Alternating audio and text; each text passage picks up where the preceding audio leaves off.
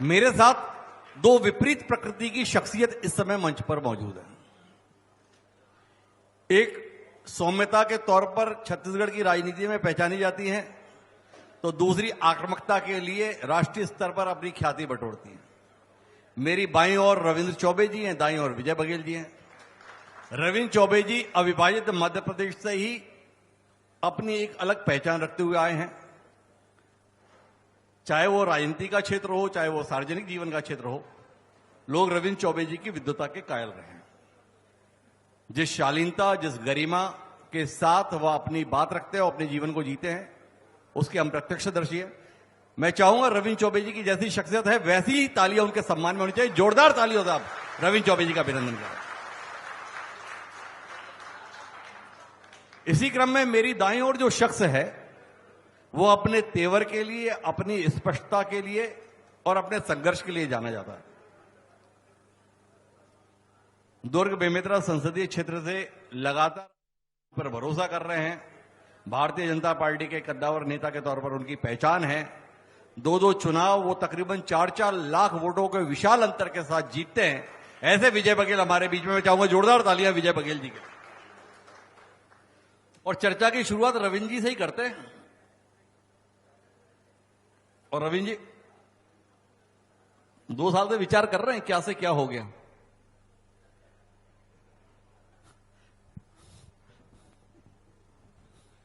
सबसे पहले तो हिंदुस्तान के सबसे विद्वान पत्रकार और संपादक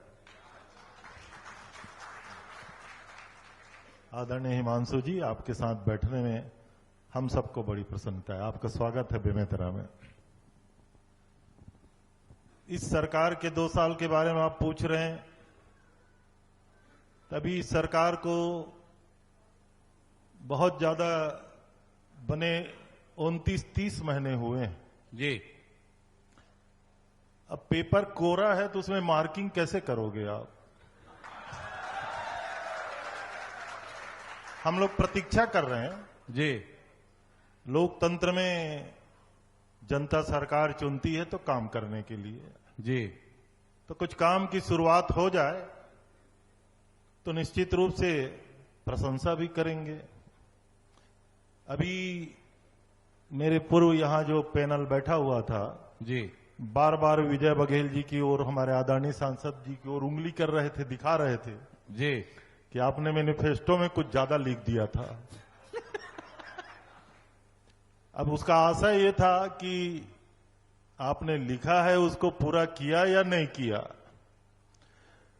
लगातार यहां जनप्रतिनिधि जो बैठे, आदरणीय विधायक दीपेश जी, आपने बार बार कुरेद करके पूछा कि आखिर बेमेतरा में आपकी उपलब्धि क्या है।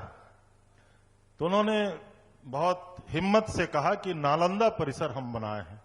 एक उपलब्धि में दीपेश को बधाई दूंगा, लेकिन उसके अलावा सड़कों की गिनती कर रहे थे। राजनीति में भी नए नए हैं, सड़कें बनती हैं, रिनोवेशन होता है, बजट में आता है, ये नियमित प्रक्रिया है। लेकिन उसको पूरे लिस्ट को पढ़ रहे थे। मुझे ऐसा लगता है कि बेमेतरा की जो आवश्यकता है, आदरणीय सांसद जी हैं, हमारे अनुज भी हैं, हम लोग एक साथ बहुत दिन तक काम भी किए थे, राजनीति में एक दल में रह के काम किए थे जी। लेकिन भारतीय जनता पार्टी ने आपके ऊपर भरोसा किया है। देश के सबसे बड़ी संसद में आप बैठते हैं, तो बेमेतरा की जो अपेक्षाएं हैं लोग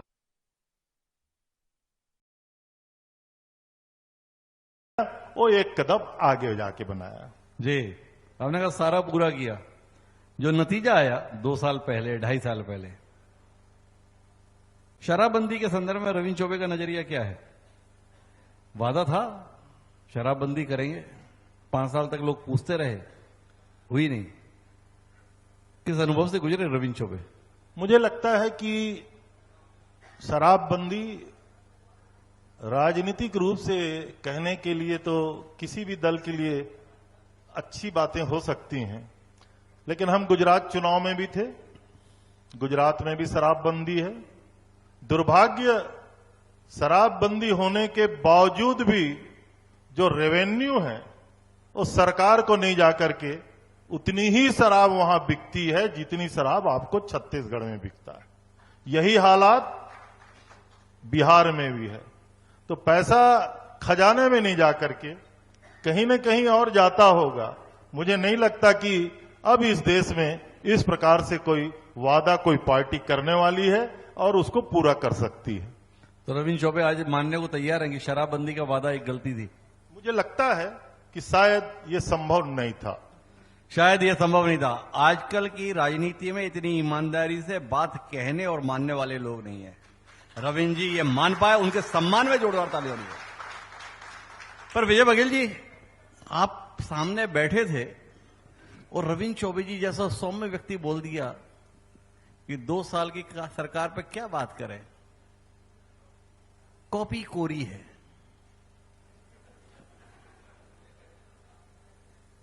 सबसे पहले तो मैं आपका और रविंद्र भैया का हृदय से स्वागत करता हूं, अभिनंदन करता हूं, और आपके यहां पे उपस्थित सभी जनों का मैं स्वागत अभिनंदन करता हूं, प्रणाम करता हूं सबको, क्योंकि इनकी बदौलत ही मैं यहां बैठने का सौभाग्य मुझे मिला है। और जो भी INS 24 के माध्यम से, हरिभूमि के माध्यम से जो लोग भी मुझे सुन रहे हैं, देख रहे हैं, मैं उनका भी तहे दिल से स्वागत अभिनंदन करता हूं, उनको भी प्रणाम करता हूं। रविंद्र भैया मेरे से बहुत सीनियर है, मेरे आदरणीय हैं, और जैसा उन्होंने कहा कि वाकई में हिंदुस्तान के उन गिने चुने पत्रकारों में आपकी गिनती आती, हमारे लिए सौभाग्य। और आपका सवाल पूछने का एक अलग स्टाइल है, आप सवालों में उलझा देते हैं, लेकिन हम नहीं उलझेंगे, हम सुलझा लेंगे। रविंद्र भैया से सिर्फ मेरी राजनीतिक संबंध नहीं है, मैं तो कांग्रेस में था, मैं सब जगह बोलता हूं, और बहुत दिनों तक कांग्रेस में था। आप हमारे लीडर थे। मैं इनके बाद जब गजेंद्र ठाकुर जी अध्यक्ष बने युवा कांग्रेस का, तो मैं उस समय ब्लॉक कांग्रेस कमेटी का, युवा कांग्रेस का अध्यक्ष था, और मेरे अंडर में महामंत्री कांग्रेस के मुख्यमंत्री जी थे, ये भी बता दूं मैं जी, जो अभी भैया गवाह हैं। और निश्चित रूप से आपसे बहुत कुछ सीखने को मिला, एक पारिवारिक बड़े भैया के रूप में भी। और भैया से जब ये कॉलेज में थे तब एक इलेक्शन लड़े थे यूनिवर्सिटी का, रविंद्र भैया, तो बहुत कुछ जो चुनावी कार्यक्रम है, मेरा घर तात्यापारा में है, वहां से ही संचालित होता था। तो इस तरह के रिश्ते मेरे बहुत पुराने हैं। बड़े भैया से भी, प्रदीप भैया से भी बहुत मेरे आदरणीय है, वो हमेशा आशीर्वाद देते हैं। लेकिन राजनीतिक जिम्मेदारी अपनी है, मेरी जमी नहीं मुझे वहां पे, और मैं भारतीय जनता पार्टी में शामिल हुआ। और मैं भी बता दूं जी, मेरे पिताजी शुरू से जनसंघी थे जी, लेकिन पता नहीं किस्मत कैसे कांग्रेस में मुझे ले गई, और उसका बहुत पुराना किस्सा है, वो पहले आपके साथ बैठूंगा तो बताऊंगा। मगर जो राष्ट्रवाद को लेके और देशभक्ति को लेके, सनातन को लेके भारतीय जनता पार्टी जनसंघ से लेके आज तक संघर्ष करी, मैं उससे हमेशा प्रभावित रहा। कांग्रेस में होते हुए मैं आरएसएस के बहुत सारे कार्यक्रम में जाता था, कोई बंधन भी नहीं था, मेरे नेतागण मुझे उस समय भी नहीं टोकते थे जी, नहीं रोकते थे, मैं जाता था, मुझे अच्छा लगता था। समय चक्र बीता, कांग्रेस छोड़ा, निर्दलीय नगर पालिका का चुनाव लड़ा, वहां की जनता ने मुझे आशीर्वाद दिया, भिलाई 3 चरौदा की, और उसके बाद मैं 2004 में भाजपा आ गया। 2008 में मुझे पाटन विधानसभा से टिकट मिली, और जनता के आशीर्वाद से मैं जीता भी। फिर आगे अभी जो जवाबदारी अभी मिले है उसमें आपके सामने बैठा हूं। जहां तक विकास की बातें, जो भैया ने कहा कोरा कागज है, देखिए पढ़ने वाला चाहिए, और आप तो बड़े ज्ञानी हैं, अब आप राजनीतिक नजरिए से उसको पढ़ेंगे तो कुछ नहीं दिखेगा। लेकिन अभी आपने ही कहा कि 31 रुपया देने की बात कही थी, 31 रुपया एक मुश्त मिल रहा है। बहुत सारे जो बातें भाई लाभचंद जी ने, उन्होंने मेरे उंगली दिखाई, मैं भी दिखा रहा हूं। उन्होंने बहुत सारी बातें यहां बता दी, उसको दोहराना आवश्यक नहीं है और सब लोग जानते भी हैं। घोषणा पत्र में जो भी बातें अंकित रहती है वो सिलसिलेवार पे होती है, एक साथ कोई पूरा नहीं कर सकता। अपने घर में अपने संतान के भी बहुत सारी जो मांगे हैं उसको हम एक साथ पूरा नहीं कर सकते। व्यवस्था के अनुसार सतत ये प्रक्रिया चलते रहती है। जहां तक विकास की बात है, वो जो वर्तमान, अभी मैं नगरीय निकाय से आ रहा हूं, माननीय अरुण साहू जी अभी पाटन भी आए, धमधा भी आए, लगभग 10 करोड़ के विकास कार्यों की हमने भूमि पूजन की, जो स्वीकृत हो चुकी है। अभी धमधा में, पाटन में 10 करोड़ और धमधा में 6 करोड़ की। गांव में भी इसी तरह चल रहा है सिलसिला। और जितना हमारे माननीय विधायकगण मेहनत कर रहे हैं, हमारे मंत्रीगणों का सहयोग मिल रहा है। माननीय मुख्यमंत्री जी तो इतने सरल है, सहज हैं, वो जिस काम के लिए हम जाते हैं सहजता सरलता से जैसे उपलब्धता होती है वो स्वीकृत करते हैं और काम दिख रहा है। मैं ये कहूंगा कि मुझे कहीं कांग्रेस दिखती नहीं अभी, जो होना चाहिए। रविंद्र भैया आज मुझे मिले, बहुत सालों बाद मिले, मतलब सालों नहीं, बहुत महीनों बाद। अब जब नहीं हो रहा है तो आपकी हरी भूमि को ही आप देख लीजिए, कहीं पूर्व के किसी मंत्री का स्टेटमेंट कहीं देखे आप? भूपेश बघेल जी, क्योंकि अब बोलने की उसको आदत है, वो बोलते रहते हैं। अब माननीय दीपक बैज जी मजबूर हैं, प्रदेश अध्यक्ष हैं, क्या करें? राजीव भवन में बेचारे बैठे रहते हैं, रायपुर के मीडिया वाले चल देते हैं, उनको बोलना पड़ता है। लेकिन भैया रविंद्र चौबे जी की एक भी वक्तव्य अभी तक नहीं देखा। गुरुदयाल जी बैठे हैं, आशीष भाई बैठे हैं, माननीय ताम्रध्वज जी, माननीय शिव डहरिया जी, माननीय मोहम्मद अकबर जी, माननीय टी.एस. शिवदेव जी, मैं क्या, आप बता सकते हैं कहीं? ठीक है, अगर सरकार नहीं कर रही तो आपको दिखना चाहिए, तो आप लोगों बोलना चाहिए। तो आप लोगों ने सेट कर लिया क्या इन लोगों को? अब आप तो अभी बोल रहे थे भैया के बारे में कि आना चाहते, लेकिन वो उनके रग रग में कांग्रेस है, वो रहेंगे, पूर्वजों के साथ रहे हैं, मैं उनको अच्छी तरह जानता हूं जी, और वो अपनी राजनीतिक जिम्मेदारी अच्छी तरह निभा रहे हैं जी। तो ऐसा नहीं है कि जो फील्ड में दिख रहा है वो दिख रहा है। ठीक है, राजनीतिक रूप से हम बोलते हैं कि ये नहीं हुआ, हो नहीं, हम लोग भी बोलते थे। अच्छा चलो आप ये बताओ, 5 साल आपके चाचा जी की सरकार थी, वो लोग बताते हैं आपका चाचा भतीजा का रिश्ता, इसलिए बोल दिया, और साई जी की सरकार है। आप तो पढ़ लेते हो, रविंद्र भाई तो पढ़ नहीं पाए, आपने बताया। क्या पढ़ पाए दोनों सरकारों को? क्या अंतर है दोनों सरकारों में? बहुत अंतर है। कांग्रेस की सरकार थी तो आपस में ही लड़ते रहते थे जी। अब माननीय टी.एस. शिवदेव जी किस हाल में थे? मुख्यमंत्री जी से कभी पटी नहीं जी। घोषणा पत्र बनाए मेहनत करके, जिस तरह मैंने जगह जगह घूम के घोषणा पत्र का निर्माण किया, वैसे ही माननीय टी.एस. शिवदेव जी की। और घोषणा पत्र के कारण बार बार मुख्यमंत्री जी से उनको निवेदन करना पड़ा, भूपेश बघेल जी से, वो उनकी बातों को सुनते ही नहीं थे जी। एक कद्दावर नेता, प्रतिष्ठित नेता, मंत्रिमंडल का सदस्य, वो अपने मंत्रिमंडल पद से इस्तीफा दे दिए। ये क्या हाल बात हुई? 2 साल नहीं बीते थे जी। फिर उनको राष्ट्रीय नेता बना, उन्हों के उप मुख्यमंत्री बना दिया। उसके बाद वो बेचारे जहां जाते थे, उनके स्वागत में कोई आ जाता था, उनके ऊपर गाज गिर जाता था। तो यही स्थिति कांग्रेस में रही। मतलब मेरे अलावा कोई नहीं जी। ये भाव पूर्व के मुख्यमंत्री जी का था। जी। भैया अच्छी तरह वापे, ये तो सबको समझाने वाले, सरलता से सब एक हो जाए कहने, लेकिन भैया के मन में भी बहुत दर्द था, पीड़ा था। मैं अंदर से उनको देखा। मतलब ये कौन आदमी बन गया, कैसे हो गया? जी। 2.5 साल की बात होती थी, अरे क्या 2.5 साल की बात भाई, उसी में लड़ते रहे। जी। तो उप मुख्यमंत्री बनने के बाद भी अपने आप को उपेक्षित, जी। और किसी मंत्री की हैसियत नहीं थी कि उनके सामने कोई बोल सके। जी हमारे मुख्यमंत्री जी सब अपनी मन की बात बोले, एक छोटा सा छोटा कार्यकर्ता भी उनके सामने अपनी बात रख सकते हैं। जी सीधे सरल सज्जन। ये मुख्य अंतर जी। दोनों मुख्यमंत्री में है, मैंने देखा है। तो जनता के स्तर पे कुछ करने की जरूरत नहीं है, अपने नेताओं से बात ठीक रखो, उस पर सरकार निर्भर करती है क्या? नहीं, जनता के लिए तो हो ही रहा है ना जी। जनता के लिए हम सब मिलकर कर ही रहे हैं। भूपेश जी ने जनता के लिए इतने काम किए, उनके संदर्भ में आप क्या कहते हो? किन्होंने किए? भूपेश बघेल जी ने, बताते हैं? नहीं, हम नहीं किए, हम तो बोल ही नहीं रहना जी। जो सरकार आएगी वो करेगी, कुछ न कुछ करेगी जी। लेकिन जहां तक अच्छा और बुरा और आपस में सामंजस्य होने की बात है, वो महत्वपूर्ण बात है। जी। सरकार चले, सरकार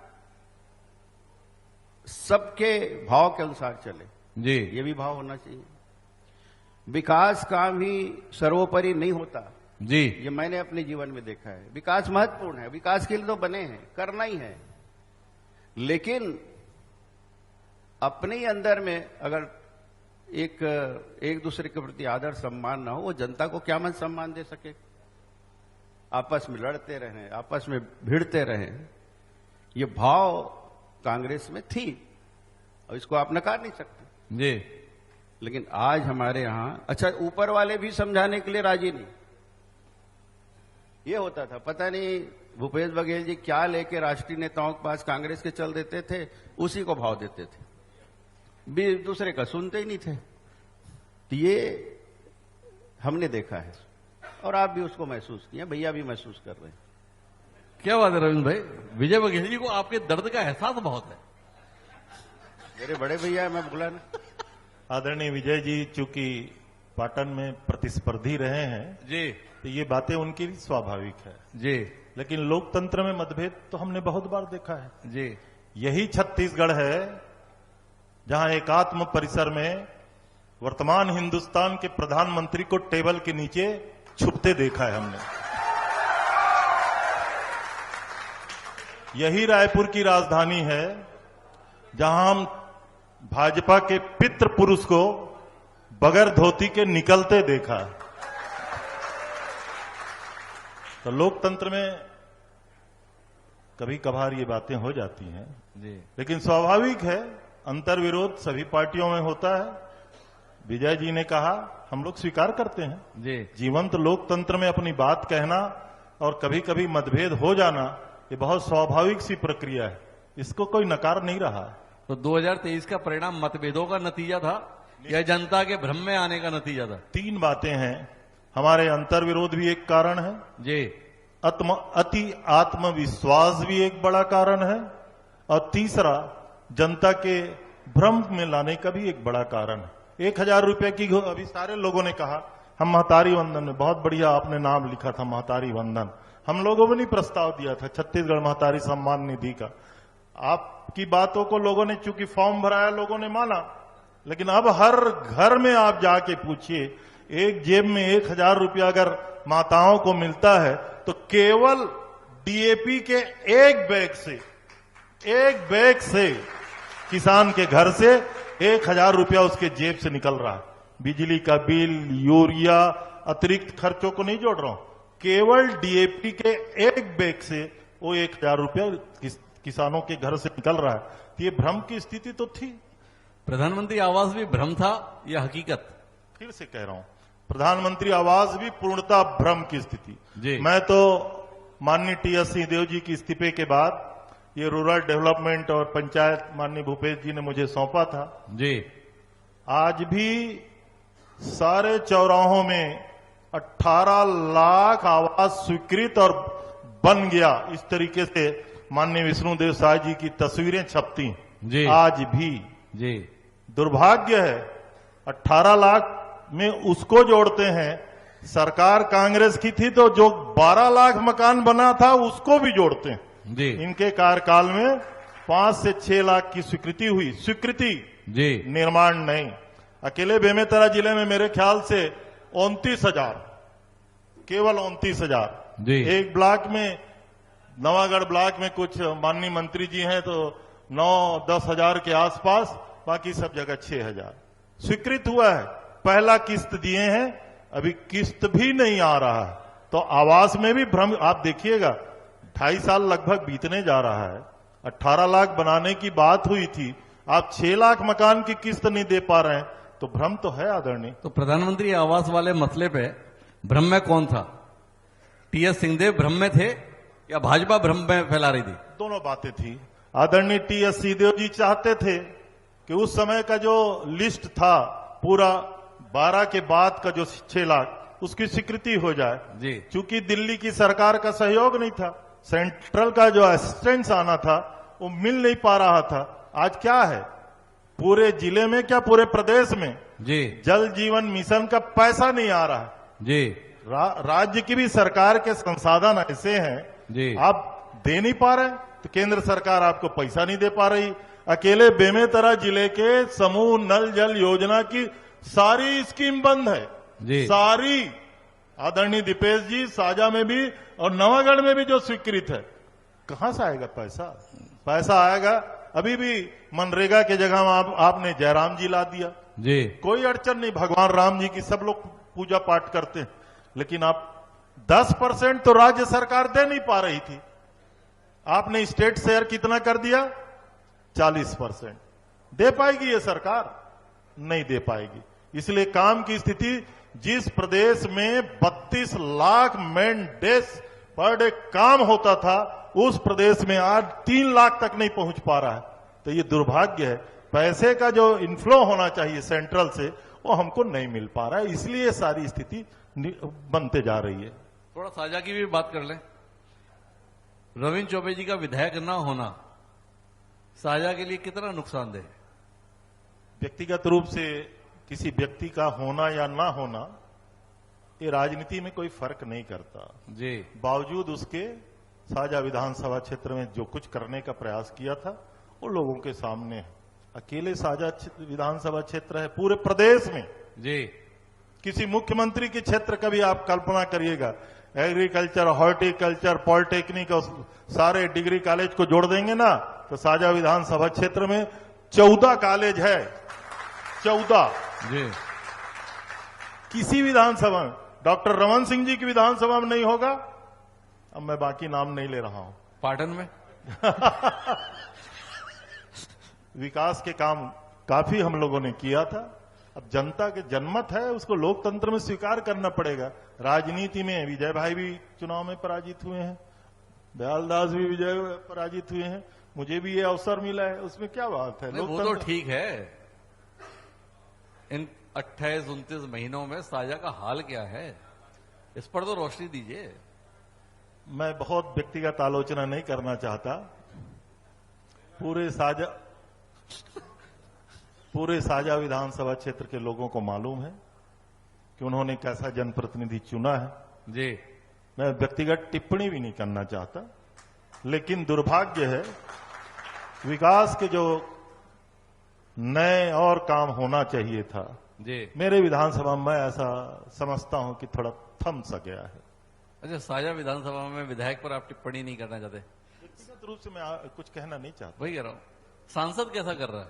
हमारे आदरणीय सांसद जी दौरा खूब कर रहे हैं, लेकिन मैंने इनको अभी कहा है जी। जिले की जो उम्मीदें हैं, माननीय विधायक लोग, अब ये तो दीपेश जी बिल्कुल नए नवेले हैं जी। मेरे यहाँ के विधायक जी का तो अब पता नहीं मैं उनके बारे में कुछ नहीं। जो यहाँ की अपेक्षाएं हैं जी, उसको अब कुछ करने की जरूरत है। मैंने आदरणीय विजय जी से भी बैठे बैठे कहा, छत्तीसगढ़ में हॉर्टिकल्चर के डेवलपमेंट के दिशा में बेमेतरा जिला अभी श्रेष्ठ जिला है। एग्रीकल्चर सेक्टर में सबसे ज्यादा काम बेमेतरा जिले में होना चाहिए, हो रहा है। हमने डेयरी टेक्नोलॉजी का, हॉर्टिकल्चर का, एग्रीकल्चर का सारे कॉलेजेस प्रारंभ किए हैं, लेकिन जरूरत है एक हॉर्टिकल्चर के केवीके बनाने की। मैं कृषि मंत्री था, तो कृषि कर्मण पुरस्कार लेने जब आदरणीय प्रधानमंत्री नरेंद्र भाई मोदी जी के पास गया था, तो मैंने उनसे आग्रह किया था कि बेमेतरा में एक हॉर्टिकल्चर का केवीके प्रारंभ कर दिया जाए। मैं चूंकि आदरणीय भाई नरेंद्र सिंह तोमर कृषि मंत्री थे, मेरे साथ विधायक थे, मैंने उनसे भी आग्रह किया था। आदरणीय शिवराज जी चौहान अभी कृषि मंत्री हैं, वो भी मेरे साथ विधायक थे, मैंने उनको भी आग्रह किया था। माननीय विष्णुदेव साय जी भी मेरे साथ विधायक थे, मैंने उनको भी आग्रह किया है, और आदरणीय भाई विजय जी से भी चाहता हूं इस दिशा में पहल होना चाहिए। इसके अलावा भी जो और अपेक्षाएं हैं केंद्र की संस्थाओं की, उसके बारे में वो खुद समझदार हैं। अरे विजय भाई ये बताओ, आप सांसद कहलाते हो, दुर्ग संसदीय क्षेत्र के है, दुर्ग बेमेतरा, दुर्ग के बोझ तले कितना दबे रहते हो आप? दुर्ग के बोझ तले कितने दबे रहते हो? बेमेतरा पे कितना ध्यान दे पाते हो? नहीं, दुर्ग से बोझ से, दुर्ग में तो मैं हूं जी। और बेमेतरा में कौन कौन है? बेमेतरा में अभी बताया कि भैया खुद बताया कि इतना दौरा आप करते हैं, तो मैं तो सदा जनता के बीच में रहता हूं जी। मेरे लिए कोई बोझ नहीं है, मेरे लिए सब। अब आप किसको बोझ कर रहे हैं क्या आप जाने। नहीं, मैं तो केवल इतना जानना चाहता हूं कि किसी भाई दुर्ग जिले में न जाने प्राइवेट सरकारी कितने मेडिकल कॉलेज हो गए, इंजीनियरिंग कॉलेज हो गए, आईआईटी भी दुर्ग जिले में हो गया। बेमेतरा वाले विजय बघेल जैसे तेज तर्रार व्यक्ति को सांसद चुने हुए हैं। हम शाम से बात कर रहे हैं, रात होने को आई है, वो एक मेडिकल कॉलेज खुल जाए, एक इंजीनियरिंग कॉलेज खुल जाए, एक नर्सिंग कॉलेज खुल जाए। ये बेमेतरा के लोग गुहार भर के आपकी ओर देख रहे हैं। कुछ ध्यान दे रहे हैं विजय भाई? नहीं, बिल्कुल ध्यान है, और हम निश्चित रूप से हमारा प्रयास चल रहा है कि बेमेतरा भी बेमेतरा के नाम से जाना जाए, और उसके लिए बहुत सारी योजनाएं हैं जिसके लिए मैं सतत लोकसभा में अपनी बात रखता हूं, हमारे प्रधानमंत्री जी से मिलता हूं, हमारे माननीय सभी विभागीय मंत्री जी से मिलता हूं। सफलता मिलना नहीं मिलना समय की बात है, लेकिन मेरे तरफ से ईमानदारी से प्रयास हो रहा है। मेरे लिए दुर्ग और बेमेतरा बराबर है, क्योंकि पूरे दुर्ग लोकसभा की जनता मुझे चुनी है, और 9 के 9 विधानसभा में मुझे लीड मिली है, मेरे ऊपर भरोसा किए हैं, तो मैं इस भरोसे पर हमेशा खरा उतरने का मैं प्रयास भी करता हूं। अभी आपने हमें बताया कि देखो भूपेश बघेल जी थे, उनके सामने तो कोई कुछ नहीं बोल पाता था। विष्णु देसाई जी से तो कोई भी कुछ बोल सकता है, पर विजय बघेल जी जैसा तेज तर्रार व्यक्ति सांसद हो बेमेतरा का, और बेमेतरा के लोग एक नर्सिंग कॉलेज, एक मेडिकल कॉलेज के लिए प्रतीक्षा करें, थोड़ा अजीब सा लगता है। विजय बघेल जी की प्रायोरिटी में भी आया नहीं क्या बेमेतरा में मेडिकल कॉलेज और नर्सिंग कॉलेज? नहीं, या आज के बाद आ गया, अब हो ही जाएगा? नहीं, ऐसा नहीं है। देखिए 5 साल मैं रहा जी, तो कांग्रेस की सरकार यहां थी जी, और जो भी केंद्रीय योजनाएं हैं उसके लिए राज्य सरकार से जब तक कोई प्रावधान नहीं किया जाएगा तब तक केंद्र की योजना नहीं आ सकती। ये भैया को भी मालूम है, आपको भी मालूम है जी। अब हमारी सरकार है, तो हमारी सरकार में हम प्रयास जारी रखे हैं, यहां से भी प्रस्ताव जा रहे हैं, तो निश्चित रूप से सफलता बहुत जल्दी मिलेगी। ये मैं बेमेतरा के सभी मेरे प्रियजनों से मैं कहना चाहता हूं। तो भाई एक बार जोरदार तालियों तो हौसला दीजिए, ताकि विजय बघेल जी कमिटमेंट के तौर पर कह पाए कि भाई अगला चुनाव तक मैं मेडिकल कॉलेज का पत्थर तो रखवाई दूंगा शिलान्यास का, बनवा भले ही ना पाऊं। ऐसी घोषणा मत कराइए। हम लोगों ने एक चुनाव में हमारी आदरणीय सांसद श्री सरोज पांडे जी थी जी, कभी दिल्ली में रेल मंत्री से मिली थी जी, और रेल मंत्री जी ने कहा कि बेमेतरा कवर्धा रेल लाइन हम स्वीकृत कर देंगे। जी। तो जब चुनाव लड़ने यहां आई ना, तो रेल का इंजन का फोटो बना के उसमें चलती थी। ऐसा कमिटमेंट मत कराइए। वो तो आई और गई। रेल का या रेल के पाते का कहीं पता है क्या बेमेतरा में? तो खुलना चाहिए। विजय जी काबिल और बहुत मजबूत सांसद हैं। राज्य सरकार इनकी बात को सुनेंगी। केंद्र सरकार की योजना है कि हर जिले में मेडिकल कॉलेज होना चाहिए जी, लेकिन प्राथमिकता में जो कर ले उन जिलों को प्राथमिकता मिलेगी। अब आदरणीय आप प्रयास करेंगे, हमारे माननीय मंत्री जी दयालदास जी प्रयास करेंगे, तो मुझे ऐसा लगता है कि इनके प्रयासों में सफलता और सार्थकता हो सकती है। लेकिन प्रयासों में कहीं कमी हुई तो फिर हमारी रेलगाड़ी जैसा चल जाएगा। क्या कहते हैं विजय भाई? नहीं, देखिए, मैं घोषणा तो करता ही नहीं हूं, जी सभी जानते हैं मेरे साथीगण। मैं कभी भी छोटे से छोटे कार्यक्रम में जाता हूं, बड़े से बड़े कार्यक्रम में जाता हूं, कभी घोषणा शब्द मेरे मुंह से निकलता ही और रविंद्र जी जैसा व्यक्ति इतना चेता दे उसके बाद कौन करेगा? नहीं। मैं घोषणा कभी करता नहीं हूं, मैं कहता हूं प्रयास करूंगा, जी ईमानदारी से प्रयास करूंगा, भरपूर प्रयास करूंगा। सफलता ईश्वर के हाथ में है, प्रयास करना हमारे हाथ में। तो भाई विजय बघेल जी के प्रयास ये- संबंधी कमिटमेंट के लिए तालियां बजा दो भाई। मैं एक चीज और बता दूं जी कि भैया ने जो बातें कही कि वाकई में जो आकांक्षी जिले हैं जी वहां मेडिकल कॉलेज का प्रावधान है। पिछले जो हमारे 5 साल के जो कार्यकाल थे उसमें पूरे देश के लिए 75 मेडिकल कॉलेज स्वीकृत हुए। हमारा महासमुंद और कांकेर आया, चूंकि उन जिलों को जो दूरी के हिसाब से ज्यादा जरूरत थी, रायपुर, ये दुर्ग और राजनांदगांव, बेमेतरा उसी समकक्ष में ये शहर है, इसलिए वो उस समय नहीं खुल पाया। लेकिन इस साल के कोटा में हम लगे हुए हैं। और मैं अभी माननीय स्वास्थ्य मंत्री हमारे माननीय नड्डा जी हैं, उनसे भी मैंने भेंट की थी। हाँ, मेरी आदत ये नहीं है कि मैं फोटो खिंचवा के ज्यादा पेपर में दूं जी या वो रोलबाजी करूं। कई लोग रियल रहते हैं, कई लोग रोल वाले रहते हैं, और कई लोग तो पता नहीं क्या क्या रहते हैं। लेकिन मेरी आदत ये नहीं है, इसलिए लोगों को ज्यादा जानकारी नहीं रहती। क्षमा करें, मैं रेल वाली बात रोलबाजी के लिए नहीं बोला हूं ना। मैं आपकी बात कर ही नहीं रहा हूं भैया, वो समझ रहे हैं।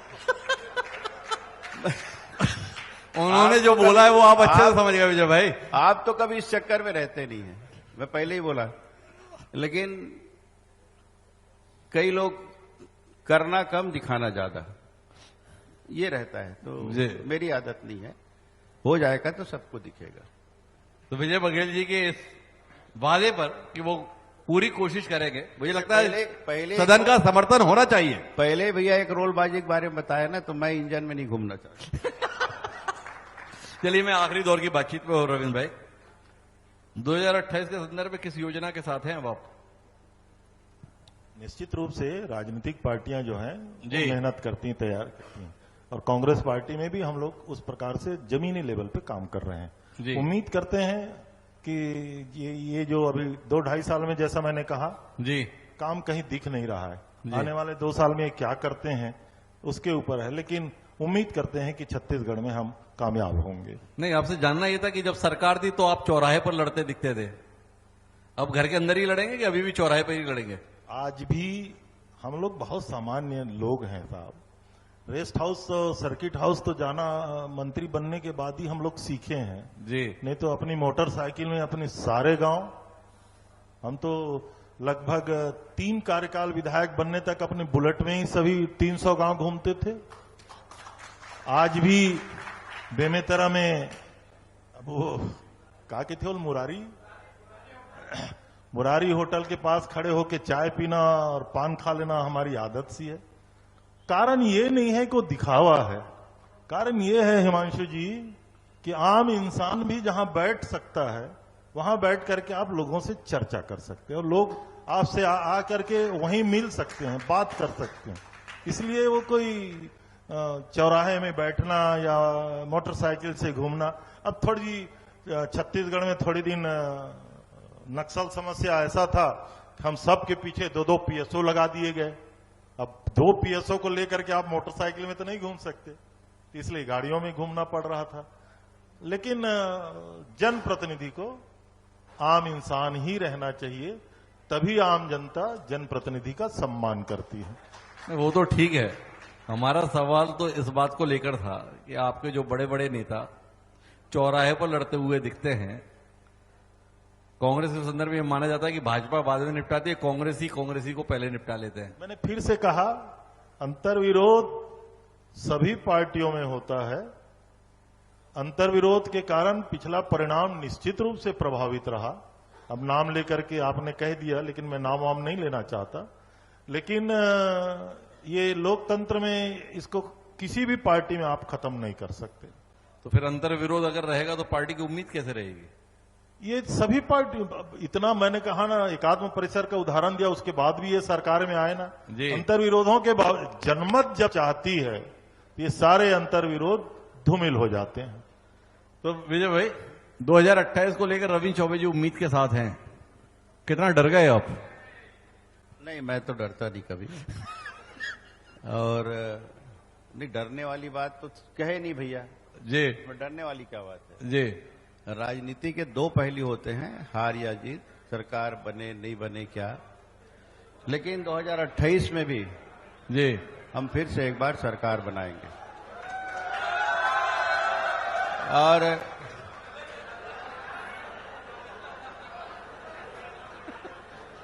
जी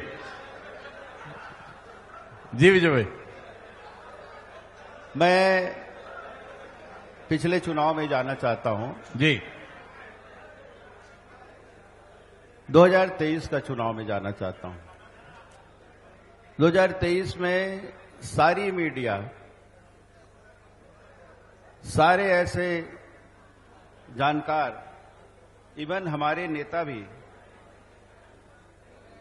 आप सब भी ये कहते थे कि कांग्रेस की सरकार फिर से एक बार यहां आएगी। जी ये पूरा वातावरण था। जी लेकिन हमारे एक एक कार्यकर्ताओं ने, भारतीय जनता पार्टी के एक एक कार्यकर्ताओं ने गली में, मोहल्ले में, वार्डों में, घर घर में जो मेहनत की, हमें पूर्ण विश्वास था कि हम इस चुनाव में भारतीय जनता पार्टी जीतेगी और सरकार हम बनाएंगे। और कल्पना से ज्यादा, कोई 50 सीट, कोई बॉर्डर ये बोलते थे, कोई तो बनेगा ही नहीं बोलते थे। जी हम जब दिल्ली गए चुनाव के बाद, वहां भी कहने लगे, क्योंकि मैं तो उस समय सांसद ही था। सांसद रहने के बाद मेरे को पाटन से चुनाव लड़ाए मेरे नेताओं ने। तो वो स्थिति थी उस समय। क्या स्थिति हुई? 54 सीट लेके भारतीय जनता पार्टी की सरकार बनी। ये जनता का विश्वास, जनता का भरोसा। और उसके बाद हम 2028 में भी फिर से एक बार जीत के आएंगे। मैं आज की तारीख में आपके सामने कहना चाहता हूं। अच्छा, बस एक बात और बता दो, पाटन फिर से लड़ने का कितना मन है? नहीं, हम कहां लड़ते हैं, पार्टी चुनाव लड़ाती है, हम तो पार्टी के सिपाही हैं। अच्छा, पाटन में नतीजा इसीलिए पक्ष में नहीं आया क्योंकि आप चुनाव लड़े नहीं? जी, आपने कहा हम कहां लड़ते हैं, तो पाटन में इसीलिए विजय बघेल नहीं जीते क्योंकि पाटन में विजय बघेल लड़े ही नहीं? नहीं, पार्टी चुनाव लड़ाती, हम तो प्रत्याशी रहते हैं। जी अभी आपने पूछा कि पाटन में फिर से लड़ेंगे, मैं कौन होता हूं लड़ने वाला? अरे भाई, मनवन भी तो कोई चीज होती है। नहीं, कोई मनमर्जी नहीं होती। राजनीति में समय, काल, परिस्थिति और किस्मत, ये बहुत महत्वपूर्ण है। और पार्टी जैसे आदेश करे उसका पालन करना हमारा कर्तव्य है। अरे पार्टी की इच्छा का तो पालन करेंगे, पर मन में भी तो कोई इच्छा होती है। पाटन में एक बार फिर दो हाथ करने का मनवन है कि नहीं? हमने तो बस इतना पूछा। इच्छा तो कहीं काम ही नहीं करता राजनीति में, जी। और वो भी राजनीतिक पार्टी में रहो तो। जी मन में तो मुख्यमंत्री बनने की, प्रधानमंत्री बनने की सबकी रहती है। तो ये तो किस्मत की बात है महाराज जी। तो कुल दोनों मिला के महाराज बैठे हैं, आप लोग आशीर्वाद दे दीजिए। तो विजय बघेल जी ने कुल मिला के मंच से रविंद्र चौबे जी का आशीर्वाद लिया है। बोले इच्छा है बहुत कुछ रहती है, पर भाजपा में इच्छा से कुछ नहीं होता है। भाजपा जो तय करती है उसी को अपनी इच्छा मान लिया जाता है। इसीलिए देखो, विजय बघेल जी 2 बार से सांसद हैं।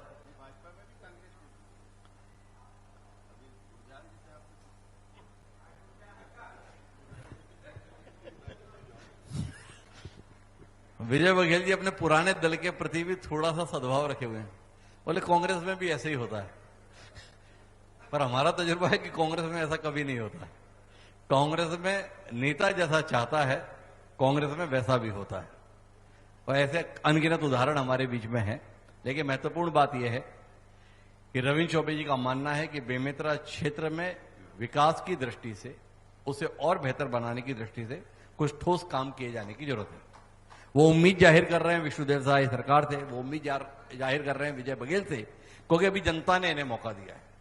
विजय बघेल जी वादा तो नहीं करते हैं कि ये हो जाएगा, पर ये ईमानदारी से दावा जरूर करते हैं कि वो कोशिश ईमानदारी से करेंगे।